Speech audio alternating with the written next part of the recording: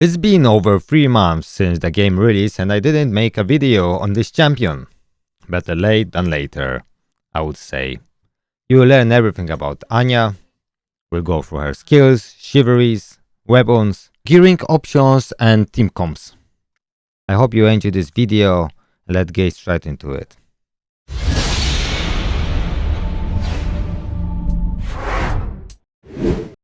You will see in a minute that Aine is probably the strongest or second strongest character in the game. She's incredibly strong in PvP and PvE, and every single of her passives is absolutely broken. There are like no weaknesses in her kit. She is incredibly strong, versatile, overpowered champion. Passive 1, Torrent of Mana. This passive basically makes her counter-attack queen. She's incredibly strong with these passives. When using skill 3, attacks all enemies 2 times, total damage 78% attack. Damage increases according to effect resistance, total additional damage per stat 2% attack. This is, as you can see, incredibly strong. If you load your Aine with 100 resistance, that means she will have 200% more attack.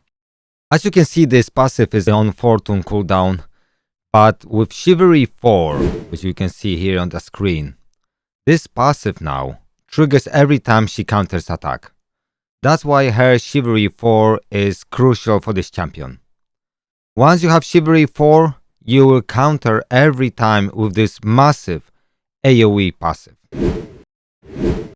Now passive 2 is another broken one, Ancient God's Favor. This passive works perfectly well with her first passive. So now first passive with Chivalry 4 makes her counter attack with this massive AoE damage, right? So passive 2 now helps us to counter attack more and increases our critical damage, which is amazing. So when using skill 2, on 3-turn cooldown, when fully booked, 100% chance to grant all allies counter trigger rate increase to, that is 40% for 2 turns, and 100% chance to grant all allies critical strike damage increase to, that is 60% for 1 turn. So those two skills works perfectly well together, make her damage even more broken, if that wouldn't be enough. And now it's getting even better. So now her passive 2 with Chivalry 3 will trigger at the start of the battle. So now you don't even have to move and all your allies will get this counter attack up to and crit damage up to at the start of the battle. Such a broken Chivalry again and broken passive. Now you're probably thinking it can't get any better, and I'll say wrong. This passive is a cherry on the top of the cake. It's perfectly works in a harmony with passive 1 and passive 2. And what basically it does, it's called Fey Queen's Authority. When an ally is hit, 60% chance to increase buff duration of all allies by 2 turns, and also removes 1 debuff from all allies. Anytime someone attacks you, you will increase this duration, and this has only 2-turn cooldown when fully booked. So now, with passive 2, you will place counter attack increase 2 at the start of the battle for 2 turns, and increase critical damage 2 for 1 turn. And now once this passive triggers, that's gonna be now, instead of 2 turns of a counter attack, it's gonna be 4 turns, and instead of 1 turn of critical damage up, it's gonna be 3 turns.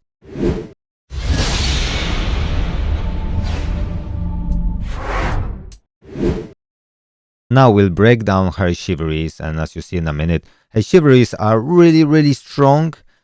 And let's go one by one so you understand the priority of your chivalries. But really, you want to take this champion to C10, if you can, at least to C8. But really, you want to take to C10 to take advantage of those.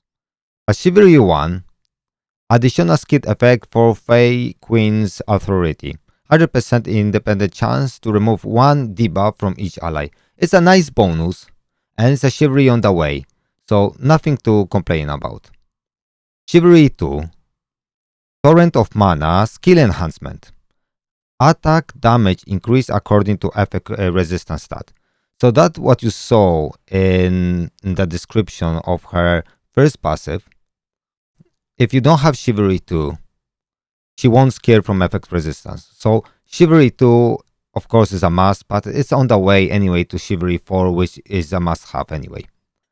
Chivalry 3, at the start of the battle, Ancient God Favor skill effect activated. So this is when you get Chivalry 3. Then this second passive will trigger at the start of the battle, but this is again Chivalry on the way to Chivalry 4. So anyway, you want to have this one. Now this Chivalry 4 is the most important one.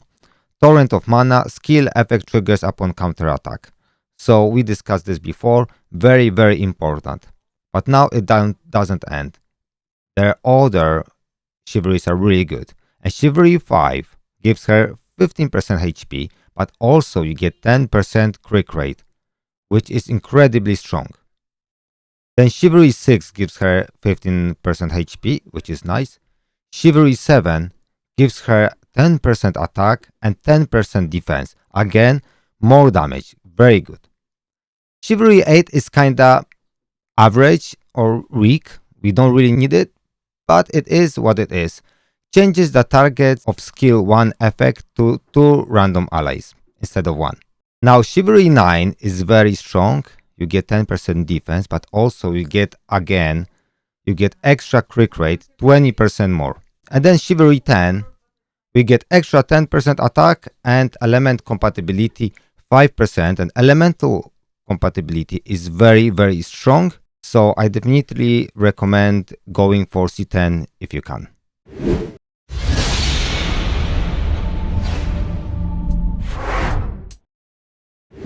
We will start with her starting weapon, Frost, but bear in mind that every single Anya's weapon is very strong and very useful in many places in the game. All weapon skills are fully booked. As you will see as you play the game and progress, booking weapons is quite easy and much easier than booking passives. First S1 is, as all S1s is not really good, nothing special about it. 35% chance to grant abnormal status immunity for 2 random allies for 1 turn if C8. If you don't have C8, that's gonna be just to 1 random ally. Attacks 1 enemy, damage 75% attack. Skill 2, Chilling Ascent. 100% independent chance to remove 3 debuffs from each ally, 100% independent chance to remove 2 DOTs from each ally, and 70% independent chance to grant each ally attack increase 2 for 2 turns. Mainly you will use her skill 2 to activate her passive 2 to get extra counter attack and crit damage increase, but also her frost weapon gives attack increase 2, which you will appreciate a bit. Now this attack increase 2 is a bit less of value because if you run Nika in the same team, she will provide that buff, but still you can have 2 of those, so this is really good. I don't really use this weapon to remove debuffs or DOTs, but there is an option too if you really need it. The main place you may consider using this skill is if you wanna clear campaign hell 3-star and you need to finish different stages in 20 or bosses in 30 turns. The frost weapon skill 3, Blooming Snowflakes. 100% chance to gain defense increase 2 for 2 turns, so this is not for all allies, just for her.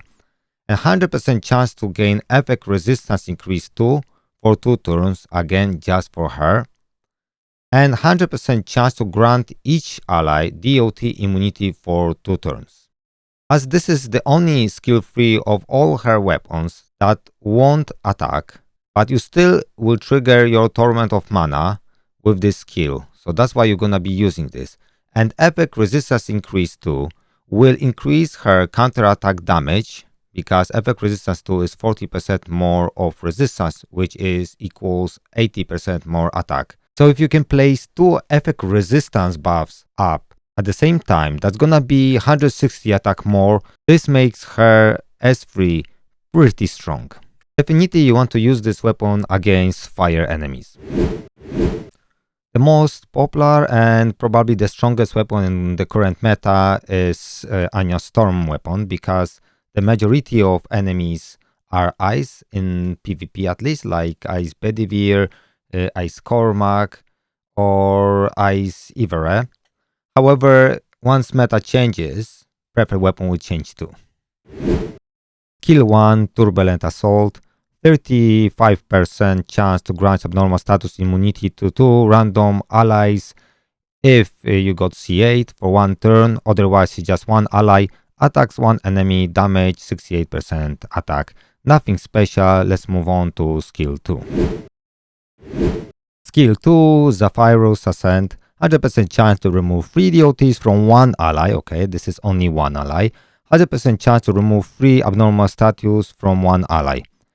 80% chance to grant 1 ally a critical rate increase for 2 turns. So I only use the skill to trigger my passive. So I get this counter attack and I get also crit damage up. I don't use it for DOT or abnormal status, especially because it's just 1 ally. So this doesn't work on auto. You would have to manual it. So basically, very rarely you will use this skill, only to trigger her second passive.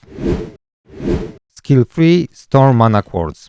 100% independent chance to grant each ally debuff immunity for 3 turns. Very nice additional stuff. Attacks all enemies, damage 193% attack. This is the hardest hitting ability of her all weapons. It's very strong. Also triggers Torment of Mana, which is also very hard hitting AoE passive.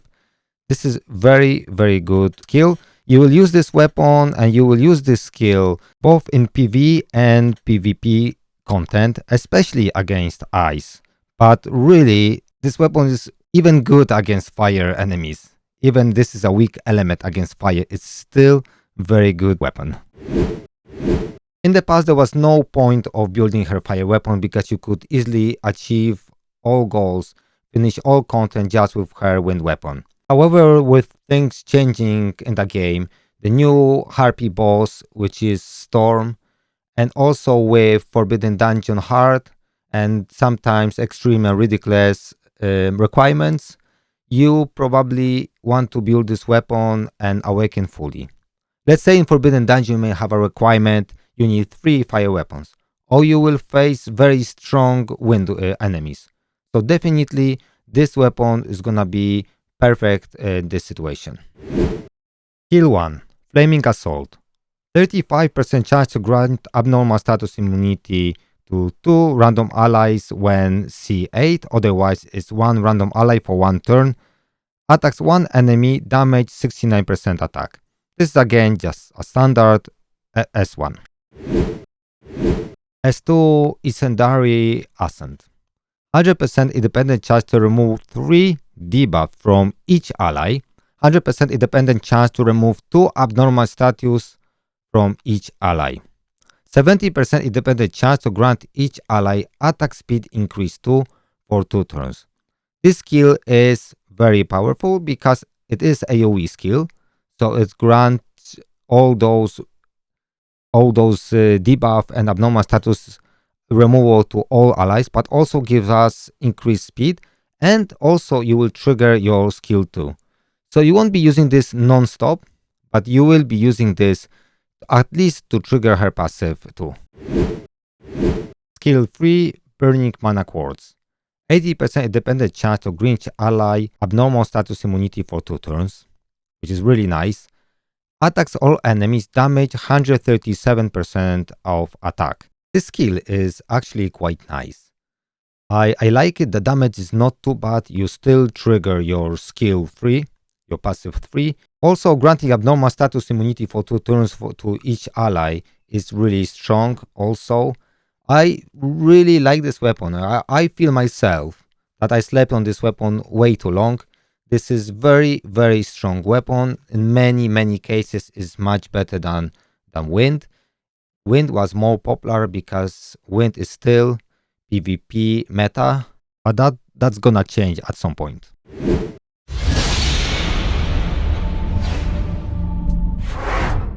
Aine is straightforward character to build, easy to understand, but very stat hungry. So it's easy said, but difficult to do. Basically, you want your Anya to have about 80% click rate.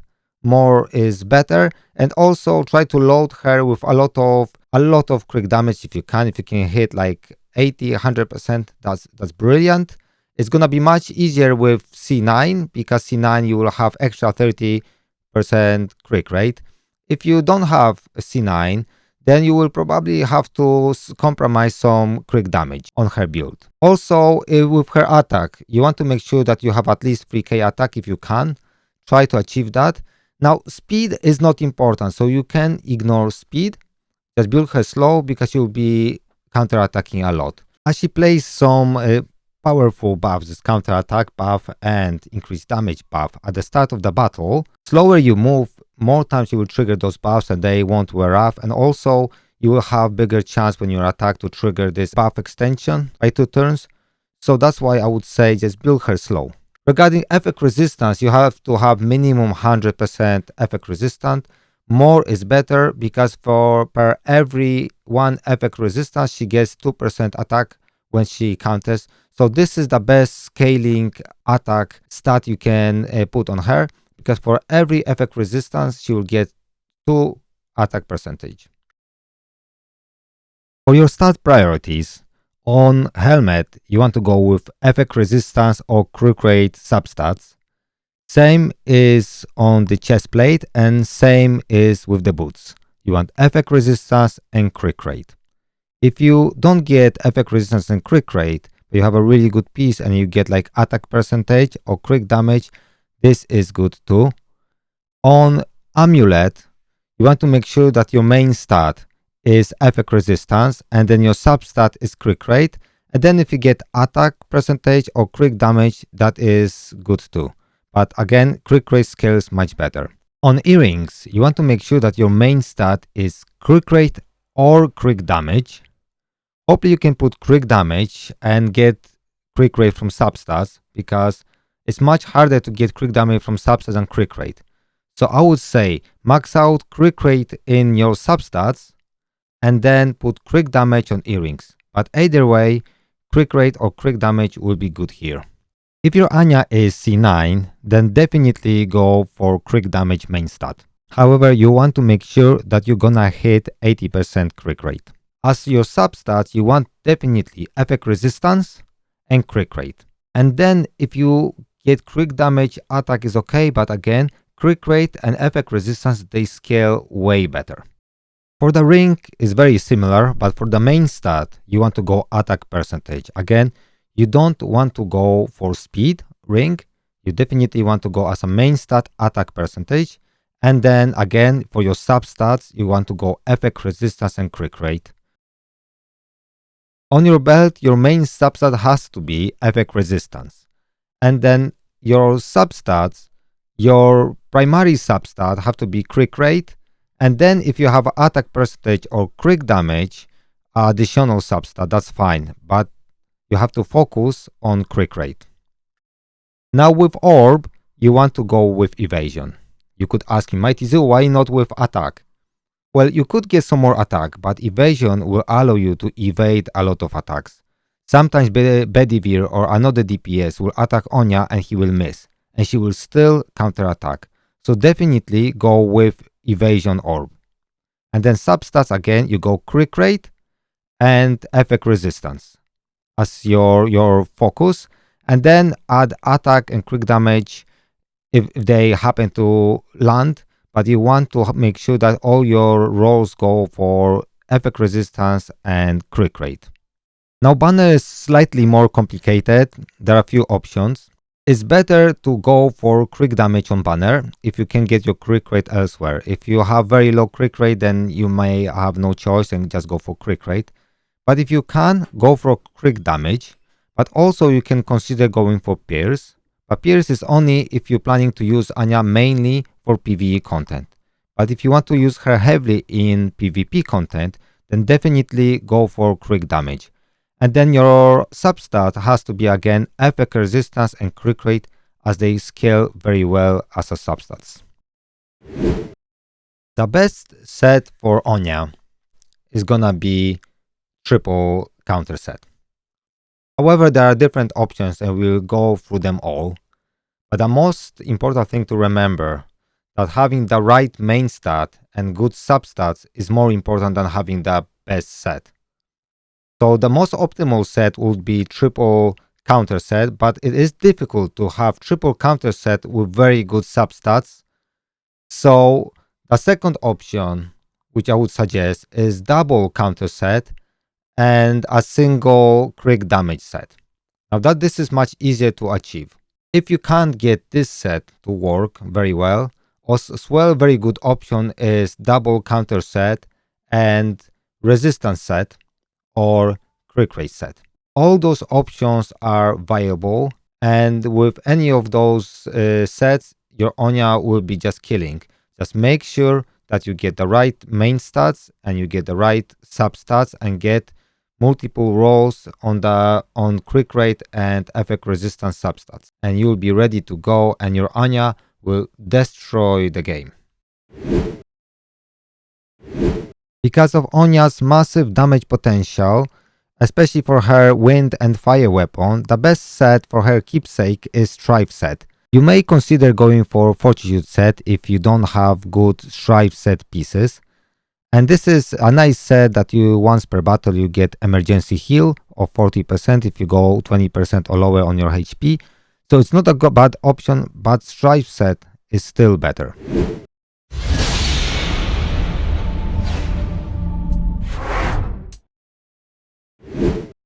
Alright folks, let's talk about team comps in PvE content. As our first slot is DPS, as you can see Bedivere, Ivere are totally busted, the best DPS in the game. You can use of course Ice Cormac, Fire Rosier, Storm Arthur for different situations, but the best options is Bedivere and Ivere. Bedivere of course will come with Ice weapon, this is his strongest weapon, and mainly you will use just Ice. With Ivere you can use Ice, but also if you grab her Fire, she's gonna be perfectly fine and super strong with Fire weapon, especially in dungeons like the new Harpy boss. Fire Ivere is the best in slot there.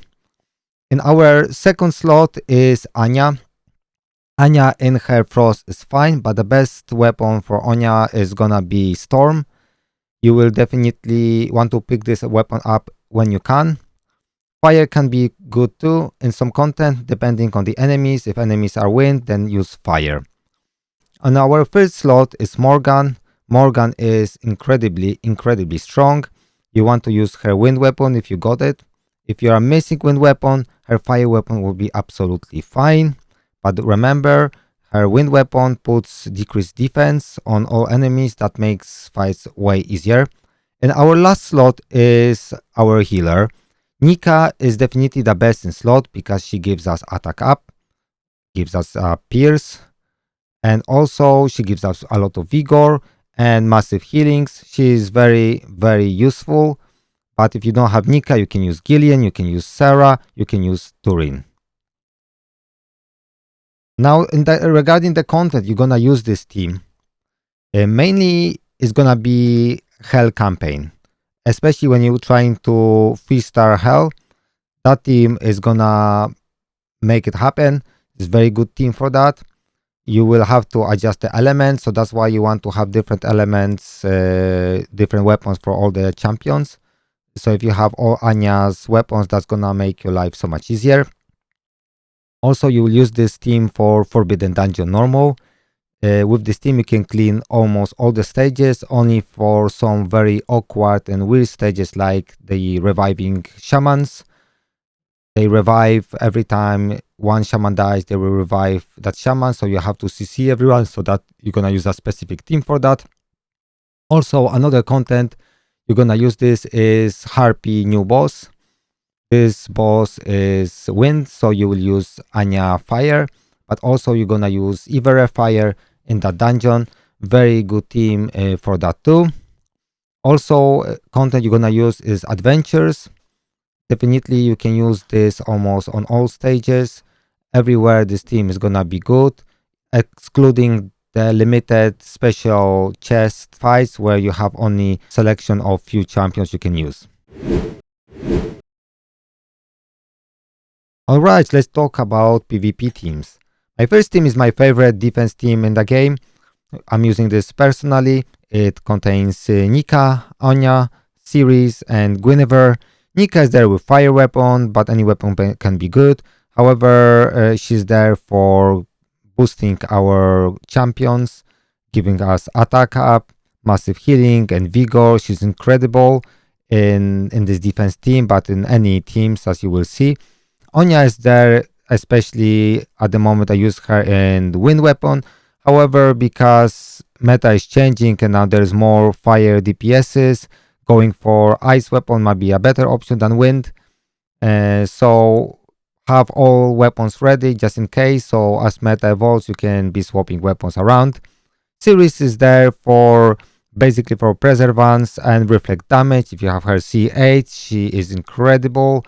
She is very powerful. She can kill the best DPS with her reflect damage. Definitely worth it. If you can C8 her, that's perfectly fine. If you get her fire weapon, she can be incredible DPS too. Guinevere is basically there just to protect us from abnormal statuses so we can't be CC'd. She's an amazing champion. Second team I'm just presenting to you is a team with Turin. She is very amazing champion, very annoying champion. I hate fighting against Turin, as she places AoE evasion on all allies. So basically, once she goes, so you want to build her fast. Once she goes, you place evasion on Anya, and if you put on Anya also orb with evasion, your enemies won't be even able to hit her, and she will be counter-attacking all the time. This is a very difficult team to face. So just try it out, guys, and let me know how this team works. It's also worth mentioning that this is again a defense team. Now this is our last team. This is attack team for PvP. It's very difficult to build Anya team because she is kind of like not meta anymore, but she's very strong. So still you can have a proper Master 1 team. I chose Ceres as a lead for speed. So you're gonna be in the speed race who's gonna have faster Morgan. And you need to be really fast. You need to be like 380, 390 speed with your Morgan. It's very difficult to get there. Ceres is there for speed lead, but also she gives us preservance and reflect damage. So that is really good. Now Anya, I would go for Anya Frost in this team, especially with getting more and more fire DPSs now with Ivere Fire and Ceres Fire. So I would go for Frost Anya for this team. So if Anya can move before Ivere, she will grant her attack increase 2 up. She will give her crit damage at the start of the battle and another crit damage after she uses her skill 2. So Ivere will end up having 2 increase critical damage and also attack increase up. Ivere, of course, we want to go with her fire weapon if we can, or frost weapon, depending probably on enemy we are attacking. And then Morgan, probably want to go with Morgan Ice, and she has to be really fast. If you don't have Morgan Ice, you can use Morgan Fire, and she probably should be okay. But if enemy have Series 8, then you can't reduce their 2 meter. Maybe you could consider maybe going for Sergius instead of Morgan to boost her. But if you have Morgan Ice, that would be the best option. That's it for this video, guys. I hope that you find this guide useful. It is difficult job to do this, guys. Really, it's my first guide of this caliber, and this is high effort guide, I would say. So if you can please subscribe to my YouTube channel, help this channel grow. That will be a great reward for my hard work. Honestly, I hope you find this useful. And if you find this useful, leave a comment, guys. Leave emoji, even though you have nothing to say. Every engagement counts. Subscribe to my channel again. Like the video. Click the notification bell, guys. And please join my Discord. I stream almost every day on YouTube and Twitch. You can join me there too. And please share this video. with your Your father's brother's nephew's cousin's former roommate.